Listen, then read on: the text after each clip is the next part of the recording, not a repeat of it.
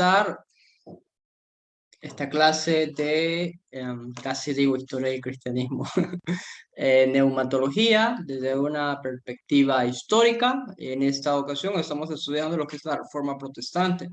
Antes de empezar, vamos a hacer una pequeña oración pidiéndole al Señor ayuda, dirección y fortaleza. Padre que estás en el cielo, Señor, te adoramos, te damos gracias, Señor, te exaltamos porque solo tú eres digno de toda honra, gloria y alabanza, Padre. Te pedimos, Señor, en esta noche nos dé sabiduría, entendimiento para poder comprender y entender tu palabra, Padre. Te adoramos, Señor, en el nombre de Jesús. Amén y amén.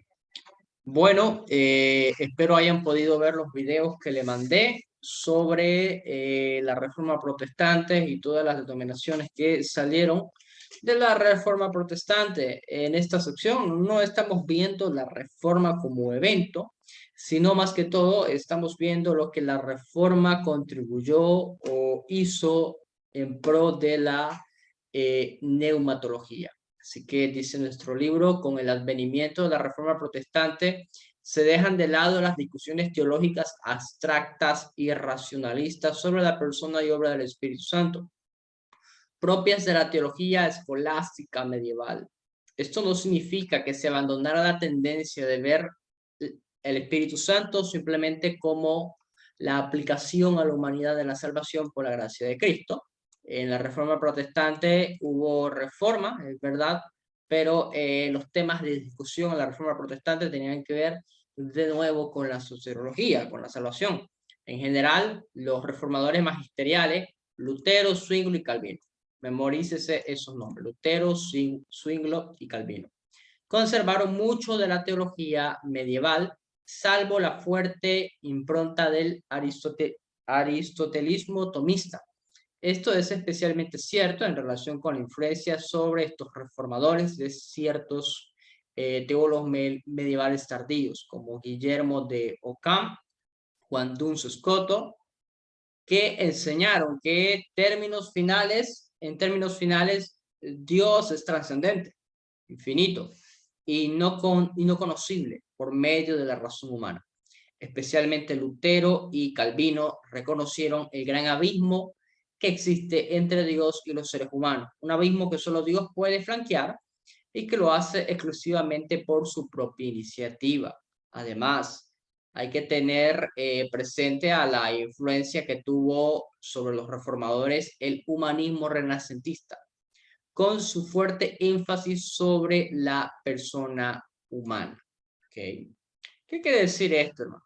Hay que tener presente la influencia que tuvo sobre los reformadores el humanismo renacentista. Bueno, el humanismo renacentista es un tema aparte, pero lo que yo quiero mostrarles con esto es que la teología es hija de su tiempo. La teología, muy bien, la teología es hija de su tiempo, los teólogos son hijos del tiempo. Quiere decir que todo, digamos, un ejemplo, aquí estamos nosotros haciendo teología, pensando, reflexionando sobre Dios. Y en todo este entorno hay influencia social. Hay ideales económicos, ideales políticos, ideales teológicos. Todo esto. Entonces, todo lo que está alrededor, y por eso siempre es importante un curso de filosofía, sociología y psicología. Todo eso que está alrededor, nosotros somos como esponja y lo estamos absorbiendo. Entonces, a la hora de nosotros hacer teología, todo esto que está alrededor de nuestro contexto influye en nosotros, en la forma en la que nosotros hacemos teología. ¿Qué es hacer teología? Bueno, reflexionar sobre Dios, producir un pensamiento referente a Dios. Entonces, va a sonar un poquito posmoderno lo que voy a sonar, pero no es por modernismo como tal, como por lo menos como lo llegamos a pensar. Esa idea de que podemos llegar a ser 100% objetivos es un sueño, es una ilusión. ¿Por qué no podemos llegar a ser 100% objetivos, aunque esa siempre es la meta? Es porque estamos llenos, impregnados en nuestro contexto. Tome en cuenta algo. En hermenéutica se dice que los autores bíblicos escribieron bajo su propio contexto y todo lo que hablaron, enseñaron y comunicaron fue influido por el contexto de ellos. Obviamente, el Espíritu Santo estuvo guiando el contexto, estuvo guiando a las personas, estuvo guiando la escritura, pero no era que el Espíritu Santo estaba manipulando a los autores. Los autores bíblicos escribieron bajo sus propios contextos. Entonces, póngase a pensar en algo. Si los autores bíblicos escribieron bajo sus propios contextos, influidos por sus propios contextos, que eso necesariamente no es malo. Si el contexto social, cultural, político, religioso, todo eso, si ese contexto influyó en el pensamiento y teología de los autores del Nuevo Testamento, ¿qué nos hace pensar a nosotros que nuestros propios contextos denominacionales, sociales, económicos, teológicos, nuestros propios contextos no van a influir en nosotros al momento de hacer teología? ¿Quién dice que eso no va a influir en nosotros? Va a influir. Entonces, esa idea de que eh, somos completamente objetivos al momento de hacer teología, realmente es un sueño. Al momento de hacer teología, hacemos el esfuerzo, tratamos de ver el texto, tratamos de buscar el contexto del texto, pero a la hora, de alguna forma, el contexto va a influir en la forma en la que nosotros pensamos sobre Dios y, en este caso, sobre el Espíritu Santo. Por eso a veces las personas son muy duras, por ejemplo, con los reformadores. Yo no estoy de acuerdo mucho con Juan Calvino, por ejemplo, con Zwingli quizás un poco, Lutero más o menos. Yo no soy de acuerdo con muchas cosas de ellos, pero yo tengo que reconocer que ellos eran hijos de su tiempo, al igual que yo también soy hijo de el tiempo en el que vivimos. Y eso lo vamos a ver más adelante en el curso de historia, pero una pequeña cápsula. Realmente el contexto influye en nuestra forma de pensar. Por eso al momento de estudiar la Biblia, al momento de hacer investigaciones, con la ayuda del Espíritu Santo y a través de los métodos correctos, buscamos ser lo más objetivos posible. Sigue siendo una búsqueda. El estudio de los clásicos y especialmente el retorno a las fuentes literarias de la cultura occidental en griego, latín y hebreo, llevó a un renovado interés por los estudios bíblicos en lenguas originales. Ok, hay que volver a los idiomas bíblicos. Zwingli y Calvino eran humanistas bíblicos. Lutero fue influido profundamente por filólogos bíblicos de los humanistas del norte de Europa. El humanismo les permitió a los reformadores recuperar muchas de las enseñanzas bíblicas y de las prácticas de los primeros cristianos. Okay, vamos a ver si podemos encontrar una definición breve de lo que es el humanismo, porque no tenemos mucho tiempo y tenemos mucho que leer. Humanismo, dice, doctrina cuya perspectiva es expresamente antropocéntrica. Esto quiere decir enfocada en el hombre. Puede interpretarse el humanismo a primera vista como el conjunto de estudios clásicos que tienen por objetivo perfeccionar las facultades del ser humano. En esta categoría entran las obras clásicas de Grecia y de Roma. En el campo filosófico se interpreta el humanismo como la valorización del hombre como la medida de todas las cosas. Desde esta perspectiva se vuelve a Dios perfectamente innecesario, se vuelve Dios perfectamente innecesario, ya que se pone al ser humano como si fuera el centro del universo. Bien, estoy seguro que no necesariamente ese es el humanismo que estamos hablando acá. Bien, vamos a ver si aquí tenemos otra definición un poquito más amplia. En definición general, este término sugiere que cualquier actitud que tiende a exaltar el elemento humano o de dar más importancia a los intereses humanos en contraposición a lo sobrenatural divino opuesto al elemento animal. El término implica devoción a los intereses de la humanidad, subraya lo adecuado y lo perfecto del hombre y la importancia de la vida presente en contraste con la vida después de la muerte. El término viene del latín tatar, que significa raza humana. El humanismo como doctrina brotó en el Renacimiento en Italia y durante los 2 siglos siguientes se diseminó en el norte de Europa, Inglaterra. La persona a quien se consideró como el primer humanista, bien, sé un poquito de historia. Al principio el humanismo fue una reacción contra el extremado énfasis en el otro mundo, el ascetismo. Okay. Durante la Edad Media, el cual degradaba al hombre y veía el mundo físico material como enemigos mortales del mundo espiritual y celestial. En la batalla entre el cuerpo y el alma es imposible que ambos salieran triunfadores, pero el humanismo también fue la reacción contra la teología escolástica con sus tendencias de razonamiento deductivo e intensamente dogmático, contra el ascetismo y el dogmatismo escolástico de la iglesia medieval. Los humanistas del Renacimiento ensalzaron los descubiertos clásicos griegos, romanos. Hay un descubrimiento de la literatura de estas regiones de Occidente, en las cuales el hombre era magnificado muchas veces al grado de anularse la distinción entre los dioses y los hombres. Mediante personas como Erasmo, el humanismo tuvo muchas metas similares a las que tuvieron Lutero y otros líderes de la Reforma: sanar a la iglesia del peor de los males. Este es el tipo de humanismo que es el que nos interesa, porque este es el humanismo que realmente es secular y este es el humanismo que es el que está influenciando a estos personajes.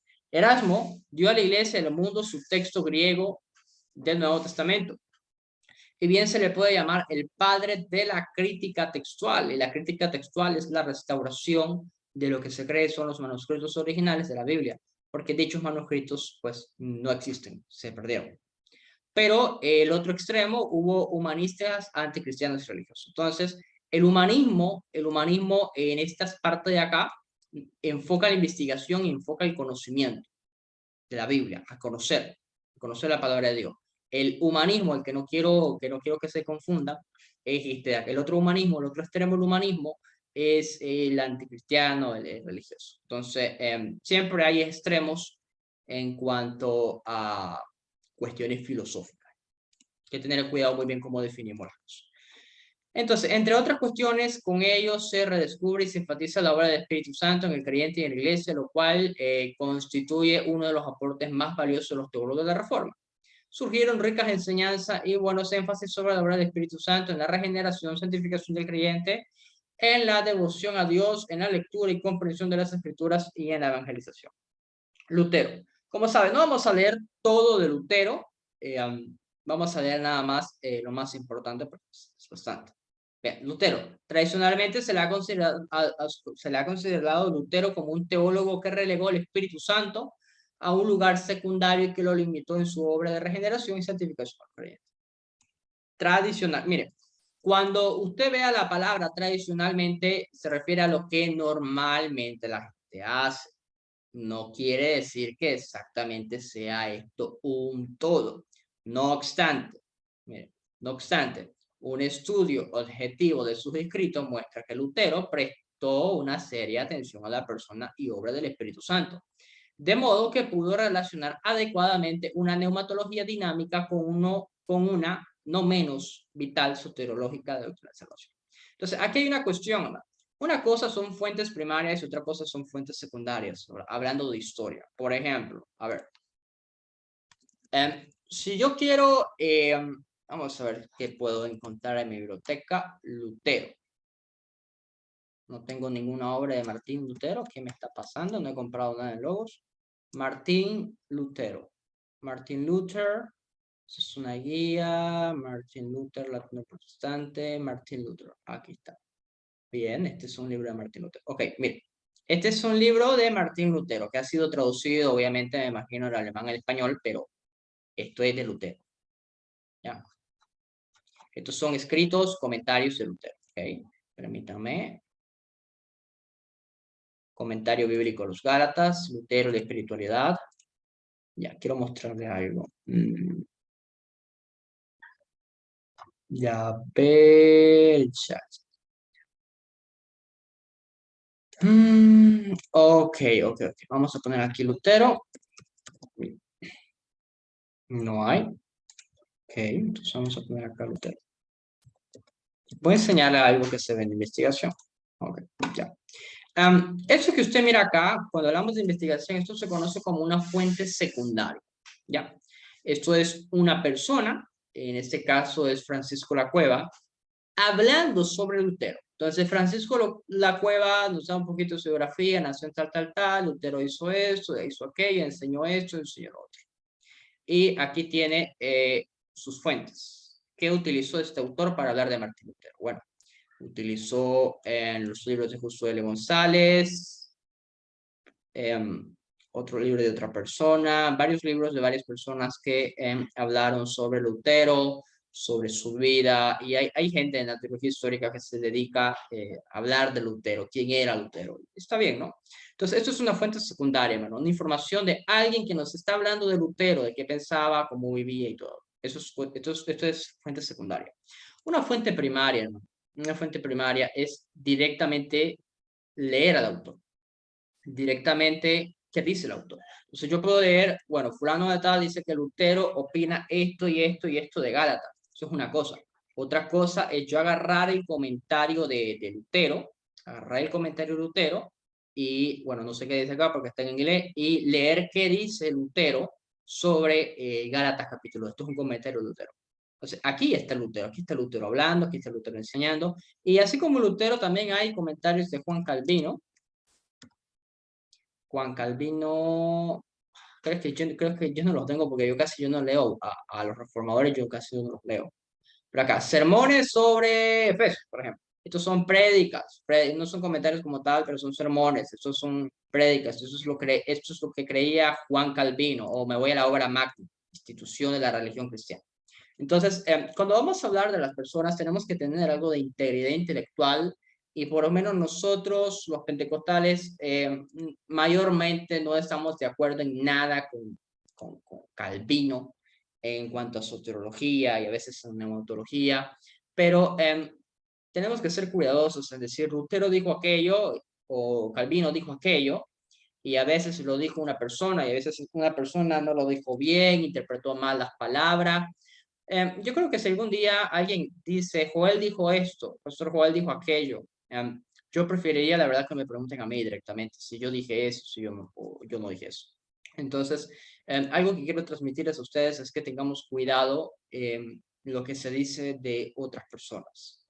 Entonces, Deiros nos dice, bueno, que normalmente se dice que Lutero dejó al Espíritu Santo en una obra secundaria, pero pues que si analizamos sus obras, comenzamos a leer sus escritos, obviamente para hacer eso tenemos que pues, buscar sus escritos, comprarlos. Según Regine Prenter, la doctrina del Espíritu Santo en Lutero constituye el centro integrador en torno a la cual se forma como una constelación a las otras doctrinas fundamentales de la fe. A partir de esta convicción de la centralidad absoluta del Espíritu, podemos entender adecuadamente las doctrinas de Lutero en cuanto a la justificación por la fe, la gracia de la cruz y la vocación. Lutero concibe que el propósito del Espíritu como ser, el ser que trae a los seres humanos, el gran tesoro de Cristo y todo lo que Él tiene con el fin de conformarlo a Cristo, especialmente su muerte y resurrección. Este concepto de conformidad a Cristo está en oposición a la noción agustiniana y escolástica de la imitación de Cristo. Entonces, permítame un momento. Bien. Espíritu y palabra. Se le considera a Lutero como un teólogo bíblico porque desarrolla su teología a partir del testimonio de las Escrituras. Lo mismo vale para su neumatología. Lutero explica de varias maneras la relación entre la palabra y la operación divina que lo acompaña. El Espíritu ilumina con la palabra, mediante la palabra, el poder de Dios está con ella, bajo ella. Son palabras de Lutero. Del Espíritu de Dios se puede decir que se da mediante la palabra y con la palabra exterior que procede y que viene con la palabra, mediante ella y no va más allá. ¿De dónde va la palabra? El Espíritu Santo no enseña nada distinto ni superior a lo que contiene la palabra. Esto es verdad. Que pasan de la boca de Cristo, que pasan de la boca de Cristo de una a boca a otra. Entonces, el Espíritu no habla nada en contra de la palabra inspirada. Ahora, mire, una cosa es decir, el Espíritu no habla nada en contra de la palabra inspirada, a decir que el Espíritu solamente habla por la palabra inspirada. Lo primero es algo real, es algo bíblico. Lo segundo es sensacionismo. Hay algunos predicadores muy famosos, no reconocidos, no voy a decir nombres, pero que sostienen algo que se llama doctrina sensacionista. Y el sensacionismo propone que los dones como profecía, lengua, sanidad, ya no son necesarios hoy. Entonces, muchas veces quieren citar a Lutero, por ejemplo, y quizás Lutero no está hablando de eso, quizás no está hablando de sensacionismo. No recuerdo si Lutero era sensacionista, creo que no, creo que él tenía experiencias místicas y todo eso. Pero muchas personas utilizan a veces ese tipo de palabras para decir, no, mira, el Espíritu Santo, si quieres escuchar el Espíritu Santo, lee tu Biblia, abre tu Biblia, y sí, es verdad, Dios nos habla a través de sus palabras, pero también existe la profecía personal, el Espíritu Santo puede utilizar mi vida para hablar a otras personas, todo eso también es la voz del Espíritu Santo. El Espíritu Santo no es que solamente nos habla a través de la Biblia, aunque la Biblia siempre es la prioridad, pero también hay algo personal. Entonces, el Espíritu no amplía la esfera de la revelación. En eso estamos de acuerdo. Sino que adapta con poder divino la revelación individual a sus necesidades. Lutero distingue entre la operación puramente humana de la palabra y la resultante operación del Espíritu Santo con y mediante y con bajo mediante su palabra. Para Lutero, la Biblia no es letra muerta, sino es voz viviente, es decir, el Espíritu Santo hablando. Al mismo tiempo, el Espíritu no opera fuera de las Escrituras y los sacramentos. Ahora, yo quiero preguntarle a usted, ¿qué son los sacramentos? ¿Alguien sabe qué son los sacramentos?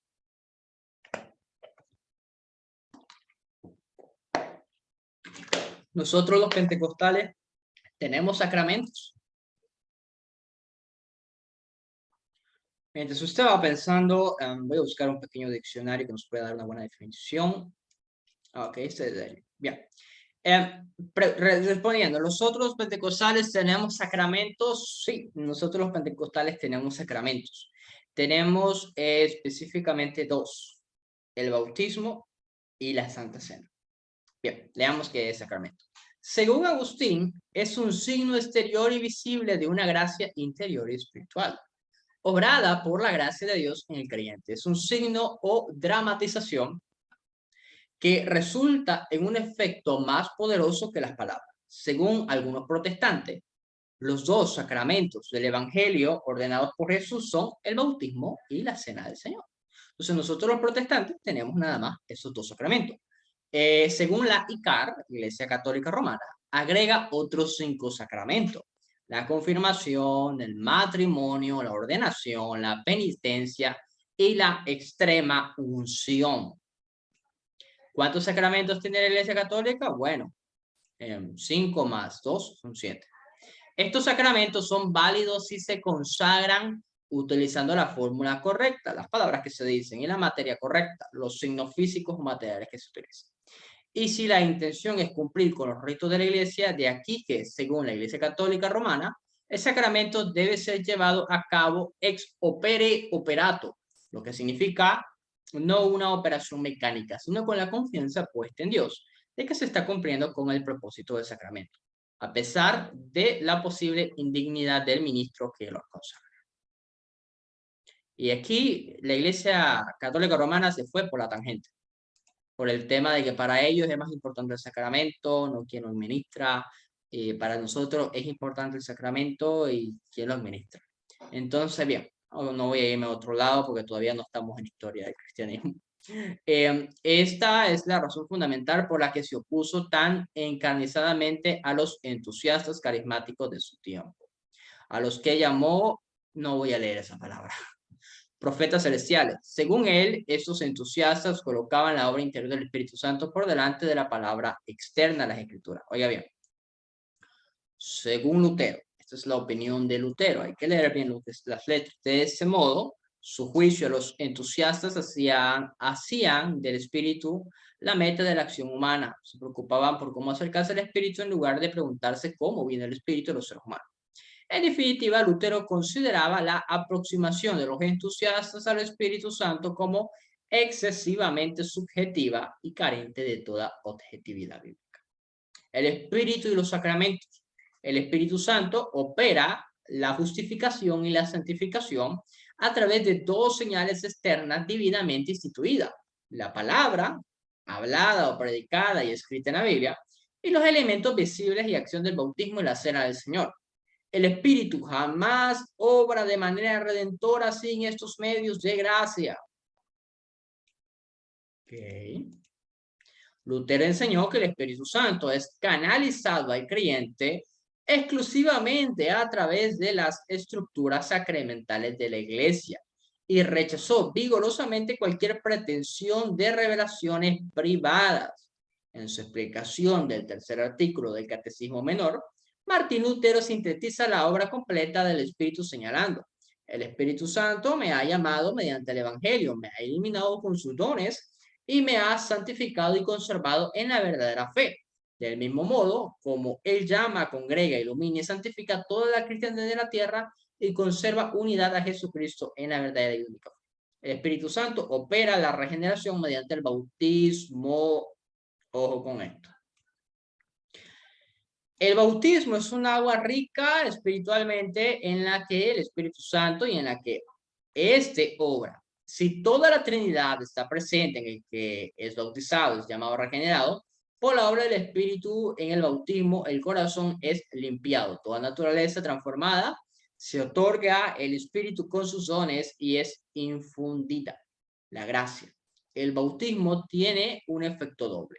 Dios entra en relación de pacto con el que es bautizado, lo cual significa que el Espíritu Santo está siempre presente y activo en la renovación del bautizado y que éste haya a Dios siempre pronto para perdonar esos pecados por amor. Entonces, ¿qué significa eso? Para Lutero, y Lutero, mire, sí habló de la justificación por la fe, sí dijo que las indulgencias y todo eso que estaba haciendo la Iglesia Católica estaba mal, pero Lutero tenía varios puntos que eran católicos. Y por lo que estoy viendo, porque no he leído a Lutero completamente bien, por lo que estoy viendo, Lutero tiene una visión católica de los sacramentos. ¿Cuál es la visión católica de los sacramentos? Que nosotros recibimos y participamos de la gracia de Dios a través del sacramento. Sí, le otorgan bastante poder al sacramento, a tal punto de que si usted no participa de los sacramentos completamente, usted al cielo no va. Más o menos así. Entonces, nosotros por lo menos no tenemos esta visión del bautismo. Nosotros creemos que el Espíritu Santo no es impartido por el bautismo, nosotros creemos que es por la salvación. Entonces, bueno, ahí es donde nosotros podemos decir, bueno, los reformadores tuvieron cosas buenas, pero no necesariamente eran la última Coca-Cola del desierto. Ulrico Zwingli, el reformador suizo, lo que me estoy saltando ya usted lo lee por aparte, ya porque son bastantes personajes y ya por lo menos ahorita llevamos media hora. El reformador suizo Zwingli tenía una doctrina bastante desarrollada en cuanto al Espíritu Santo, cosa que no tenía ni Lutero ni los demás reformadores. Dios puede dar la verdad a través del Espíritu también a los no cristianos. La verdad se da siempre a cada individuo mediante el Espíritu y ese Espíritu se presente inclusive si falta la palabra de la Biblia. Por ejemplo, mire, hablando de Ulrico Zwingli y Lutero, eh, estos dos personajes, Lutero y Ulrico Zwingli, se conocían, hablaron, estaban de acuerdo en muchas cosas, pero ellos no llegaron a tener una unidad por el tema de la Santa Cena. Ahora le voy a explicar por qué. Para Lutero,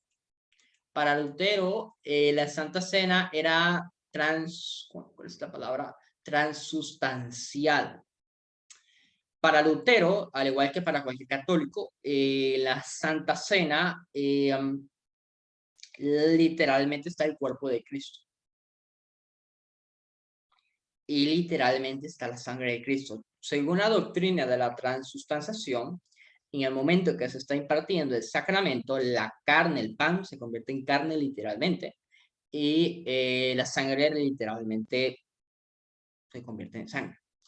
Y Ulrico Zwingli dice lo siguiente: no, la Santa Cena no es literal, no hay tal transustanciación. La Santa Cena es un acto simbólico en el cual se recuerda la muerte y resurrección de Cristo. Entonces, debido a esa diferencia en cuanto a la posición de la Santa Cena, es que Ulrico Zwingli y Lutero no llegan a tener un acuerdo. Entonces, bueno, nosotros somos en ese sentido del equipo de Zwingli. El Espíritu Santo y la fe. Vamos al Espíritu Santo y los sacramentos. A diferencia de Lutero, Zwingli enseña que el Espíritu Santo actúa junto con los sacramentos y no por medio de ellos, ya que estos son signos, sellos, seguros que sirven como recordatorio, pero no medios de gracia. Entonces, con esto nosotros podemos ver que Lutero estaba más cerca de Roma de lo que estaba Zwingli. Zwingli también es un reformador, solamente que mayormente se habla de Lutero. Entonces, para Zwingli, él dice, bueno, en el bautismo y en la Santa Cena, no sé cuántos sacramentos defendía Zwingli. En el bautismo y en la Santa Cena, el Espíritu Santo no está operando por medio de ellos. Porque imagínense, si el Espíritu Santo está operando por medio del sacramento, no importa cómo está tu vida, no importa cómo está tu corazón. Si recibís el sacramento, no importa cómo esté tu vida. Tú recibes la gracia, recibes el Espíritu Santo. Por eso es que la Iglesia Católica muchas veces no se mete mucho en la vida personal de los feligreses. con que vos recibas el sacramento, con que vos recibas las fiestas, con que honres todo eso, no importa. El Espíritu actúa por medio de ellos. Entonces Zwinglio dice, no, el Espíritu Santo no está actuando por medio de ellos, la gracia no está actuando por medio de ellos, los sacramentos solo son símbolos. Los sacramentos, mire la palabra, son signos, sellos seguros que sirven como recordatorio. Y esa es nuestra visión. Entonces, a la luz de la Biblia, mire esto curioso, usted lo va a ver bastante siempre esas dos palabras. A la luz de la Biblia, según fulano de tal. A eso me refiero con que no siempre somos tan objetivos como profesamos. Entonces, Zwinglio decía que la cena del Señor no es un sacrificio, sino un memorial y una renovación de aquello que realiza una vez por Cristo. Es eficaz en la eternidad y suficientemente valioso como para satisfacer la justicia de Dios por los pecados humanos. Por eso, el Espíritu Santo no es dado en la Eucaristía, pero viene a los creyentes cuando y donde Dios quiere. De igual manera, el lavamiento del Espíritu no necesariamente ocurre al bautismo, sino que más bien en un tiempo de renovación interna. Entonces, de ahí nosotros nos damos cuenta que aunque Lutero tiene cosas buenas, pues no es tan cercano a nuestra teología. Y muchos pentecostales comienzan a veces a leer a Lutero, comienzan a leer a Calvino y quedan sorprendidos, wow, cuánto intelecto, cuánta teología, y terminan abrazando estas cosas. Por eso es importante cómo y con quién nos estamos acercando a este tipo de literatura. El Espíritu Santo y la Escritura, al igual que Lutero, Zwinglio creía que las Escrituras son la única norma y autoridad de materia y fe. Pero a diferencia de Lutero, enseñaba que es necesario consultar la mente del Espíritu Santo antes de ir a la Escritura. Entonces, Zwinglio era un poquito más místico que Lutero. Me está agradando Zwinglio.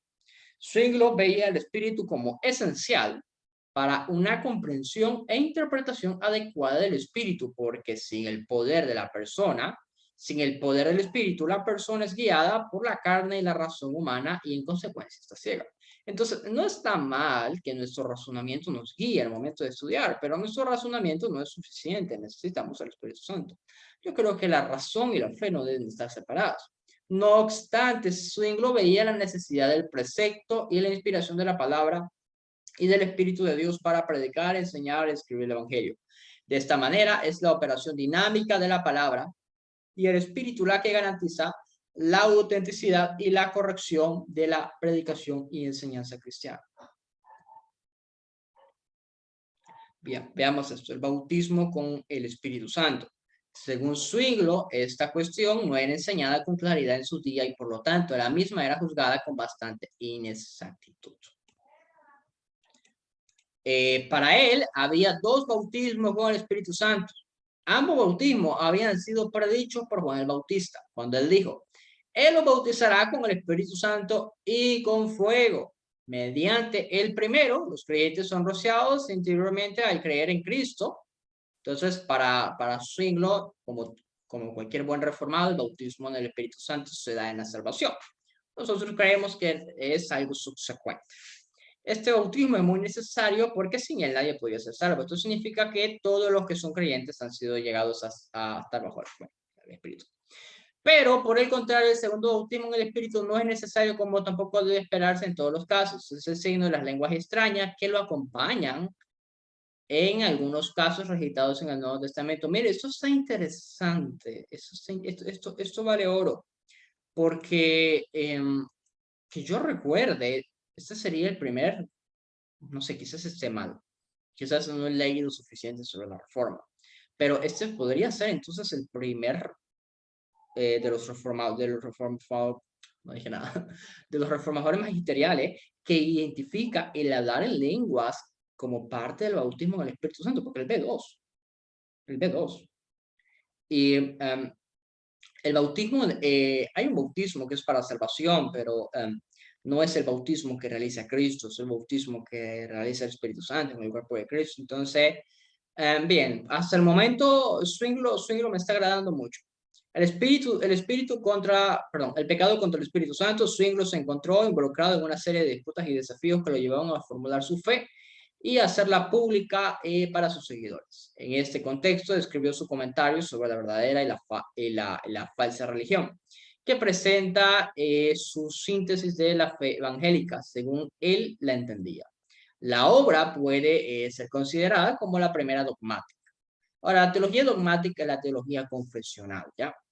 Protestante en este sentido estricto. El escrito fue dedicado al rey de Francia, Francisco I. El artículo 11 de la obra está dedicado a la consideración del pecado contra el Espíritu Santo. Después de citar Mateo y Juan, Zwingli afirma que todo pecado será borrado si hay fe. Si hay fe, habrá arrepentimiento y la oportunidad de ser formado de nuevo según la imagen de Dios. Si bien se seguirá siendo pecador, pero si no hay fe, cualquier noción religiosa, oraciones, ayuno, el dar de comer a los hambrientos, no es más que maquillaje y gloria. Bueno. Juan Calvino. De todos los reformadores magisteriales, Calvino es el más influyente y quien mejor articuló una teología evangélica de alcance internacional. Su obra cumbre es la institución de la religión cristiana. Es este librito de acá. Bueno, no es librito, es libroto. Es un libro muy grande, difícil. ¿Dónde me quedé? Bien. Dice, fue la presentación popular de la doctrina y de la vida cristiana más ordenada y sistemática que hasta 1536 había producido la Reforma. Antes de ser reformador y teólogo, Calvino había sido un humanista de gran brillante intelecto y de una sólida preparación en literatura y lenguas clásicas. Además, había estudiado leyes en varias universidades, él era abogado, él sabía sistematizar lo que hablaba. Calvino no tuvo una educación teológica formal ni fue ordenado como sacerdote, no obstante su teología llegó a ser la base de la doctrina de la Iglesia reformada en Suiza, Francia y los Países Bajos, Inglaterra y Estados Unidos. A través de las misiones de estos países llegó a todo el mundo. Calvino llegó a ser, pues, el único reformador verdaderamente internacional. Ahora, esto es verdad, pero un comentario que yo quiero hacer es que Calvino en sí no produjo teología como tal en el sentido estricto. Calvino lo que hace es que sistematiza todo lo que se había hablado durante su periodo o antes de él. Entonces, ¿qué es lo que hace? Lo ordena todo, lo pone por escrito, pero es propiamente ideas o pensamientos de él.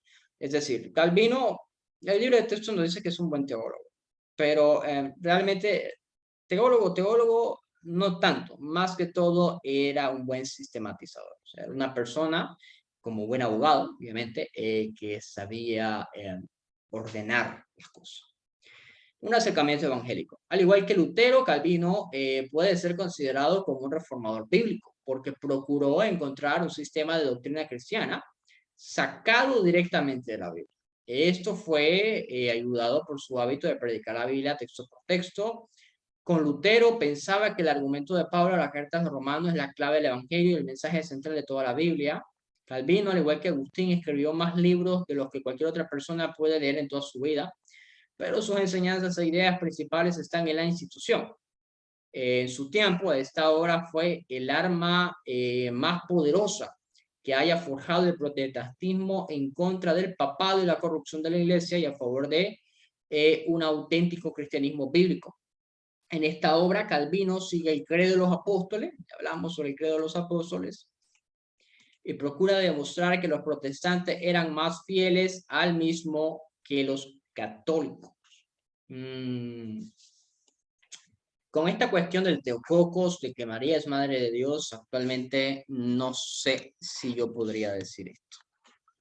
Quizás en ese tiempo sí, pero actualmente no sé si nosotros podríamos estar más cerca del credo que los católicos, no sé. Su libro está dividido en 4 partes en las que describe primero a Dios como el creador y luego al Dios Hijo, el Redentor y su Redentor. El tercero al Dios Espíritu Santo, los medios de gracia y la vida cristiana. Ojo con eso.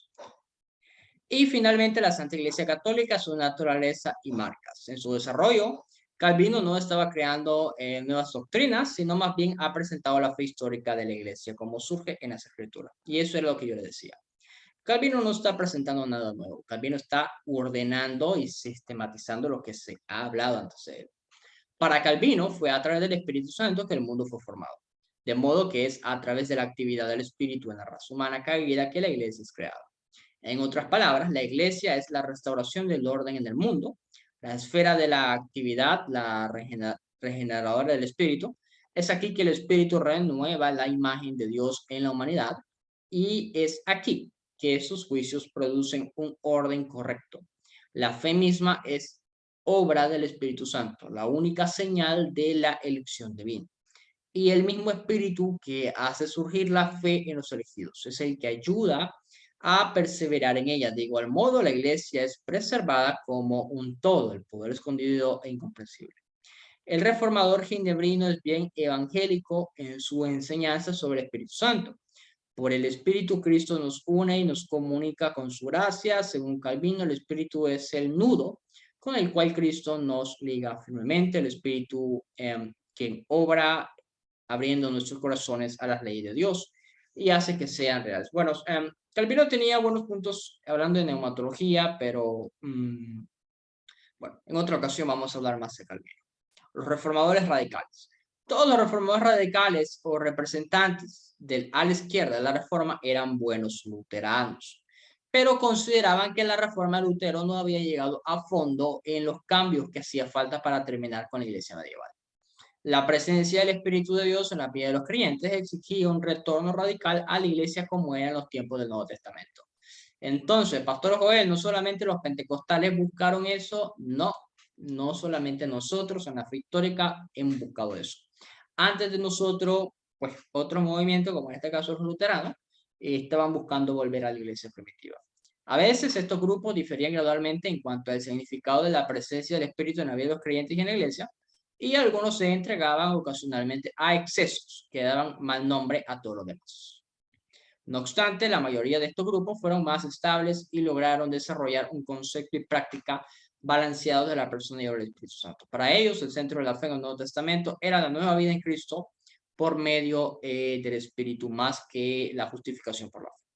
Esto dio lugar a una neumatología más dinámica y rica que la que hasta entonces había producido la reforma magisterial, la palabra y el espíritu. Un tema fundamentalmente de los radicales fue el lugar central de la Biblia para su práctica. En esto, la mayor parte de los radicales coincidieron con la reforma magisterial, pero se alejaron de los teólogos protestantes clásicos, especialmente en tres cuestiones principales. Por un lado, el problema canónico de la autoridad de los libros apócrifos y otros escritos antiguos análogos.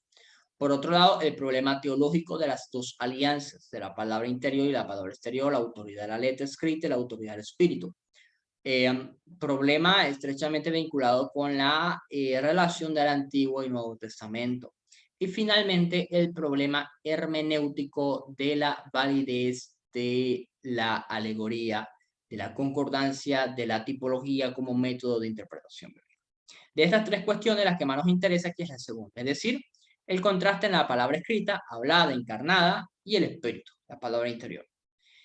En las controversias entre los radicales y los exponentes del protestantismo clásico hubo un acuerdo en cuanto a que la palabra, tal como la tenemos en la Biblia, es la única autoridad de materia y práctica.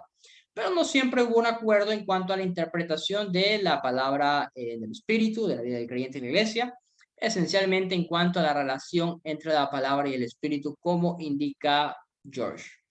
Muchas veces lo que se discutió fue la relación entre el Jesús histórico, sus palabras registradas en los evangelios, y la palabra interior. La relación entre todas las palabras de la escritura que forma colectivamente la Biblia y la palabra eterna, consubstancial, activa en la creación y revelación y en consecuencia percibida al menos oscuramente por los hombres de la vieja alianza.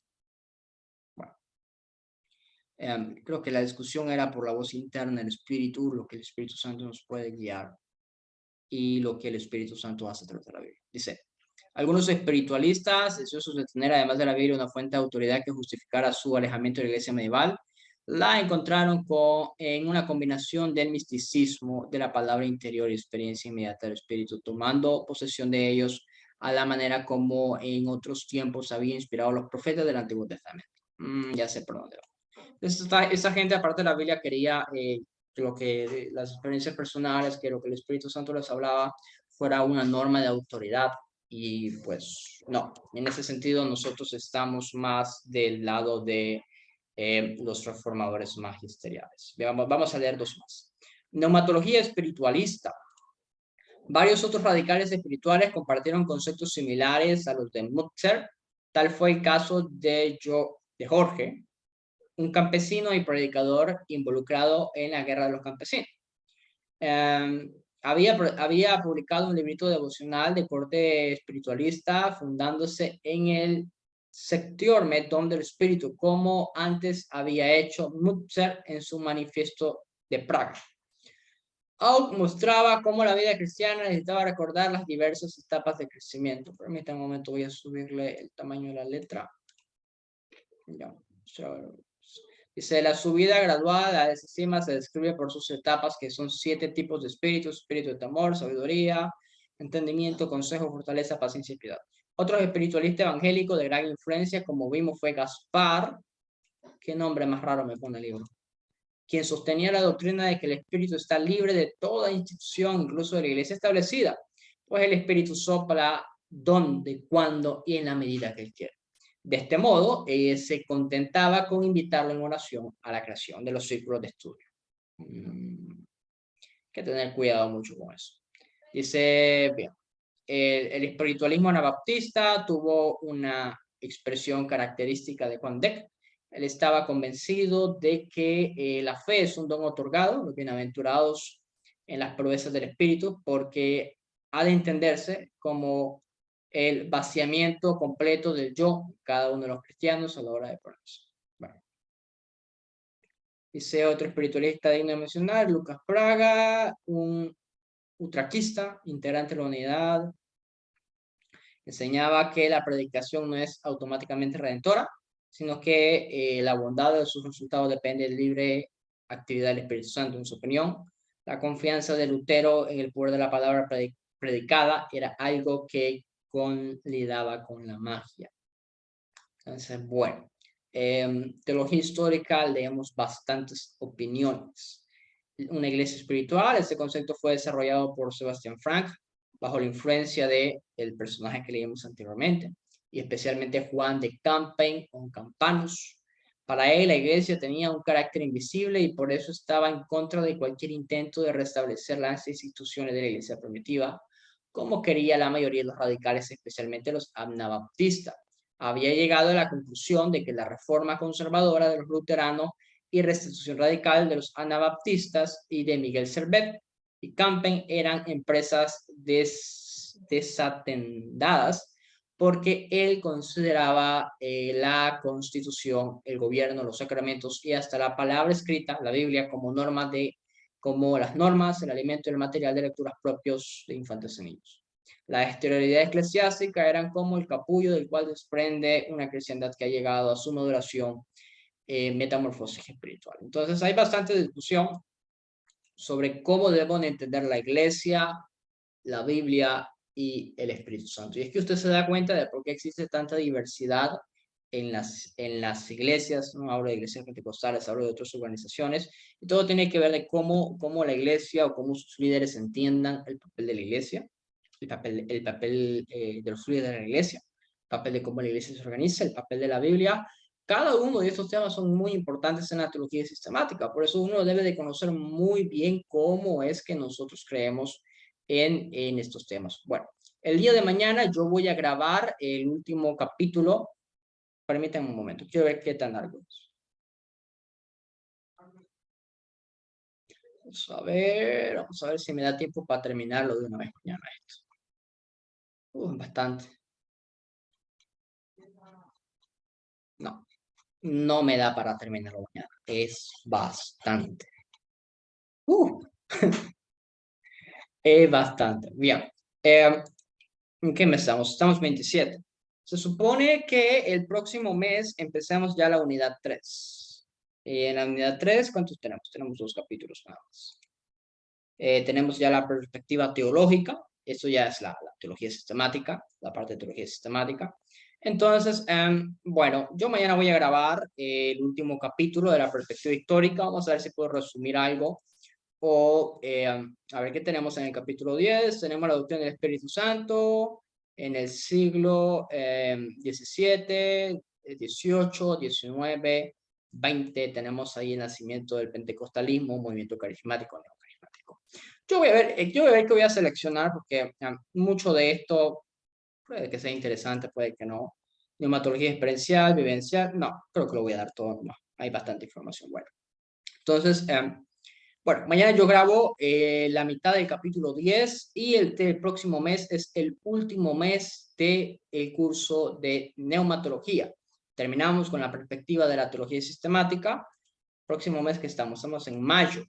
Mayo terminamos el curso de neumatología y en junio, el 1 de junio, para ser exactos, con la ayuda del Señor, empezamos nuestro curso de historia del cristianismo. Los que aún no han hecho el pago de teología del Nuevo Testamento y el mes de mayo de neumatología, les encargo si pueden hacer el pago esta semana. Ya, eso se los quiero encargar. ¿Alguien tiene alguna pregunta, alguna duda para concluir esta clase?